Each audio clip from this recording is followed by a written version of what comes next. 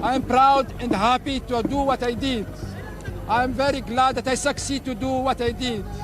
ये हैं मॉर्डेकाई वनूनू, जिन्होंने 1986 में दुनिया को इजराइल के सीक्रेट न्यूक्लियर प्रोग्राम से आगाह किया। 1971 से 1974 तक उन्होंने आईडीएफ में सर्विस की, कॉम्बैट इंजीनियरिंग कॉर्प्स में और योम किपुर वॉर में भी हिस्सा लिया। 1976 में उन्होंने नेगाफ न्यूक्लियर रिसर्च सेंटर में as a technical training job शुरू की।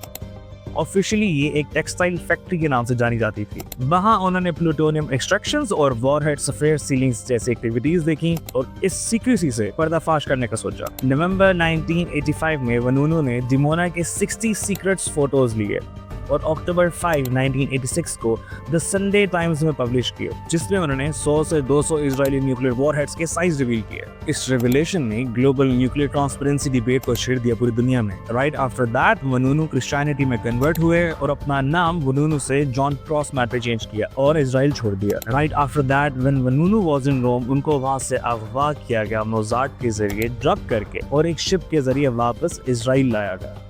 1987 में एक सीक्रेट ट्रायल हुआ, ट्रीजन और एस्पियनाज के चार्जेस लगे और 18 साल कैद की सजा मिली, जिसमें 11.5 साल सॉलिटरी कन्फाइनमेंट वाला टाइम भी शामिल था। वनूनू 21 अप्रैल 2004 को रिलीज तो किए गए, लेकिन बगैर किसी पासपोर्ट और फॉरेन जर्नलिस्ट कॉन्टैक्ट के और रेजिडेंस रिस्ट्रिक्शंस भी लगाई गई। इजराइल, आईईए और वेस्ट की हिपोक्रेसी हमेशा हमें इसी तरीके से नजर आती है।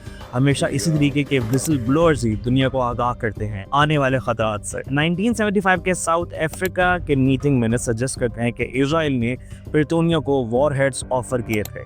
1979 के वेला सैटेलाइट डबल फ्लैश डिटेक्टेशंस ने पॉसिबल सीक्रेट इजरायली टेस्ट का सिग्नल दिया। Israel non proliferation treaty sign नहीं करता और आईएईए इंस्पेक्शन से खुद को एग्जाम करता है। आईएईए और वेस्टर्न नेशंस एक तरफ ईरान को रिजिडली मॉनिटर करते हैं और जबकि इजराइल को अपने न्यूक्लियर संभालने के लिए पूरा फ्रीडम देते हैं। ये एक ब्लेटेंट हिपोक्रेसी है। वनूनू की कहानी एक इजरायली टेक्नीशियन की नहीं, ये nuclear arm race, democratic transparency और ग्लोबल सिक्योरिटी क्वेश्चंस का सिंबल बन गई है। I think we are in really complex times, but let's see how the situation unfolds.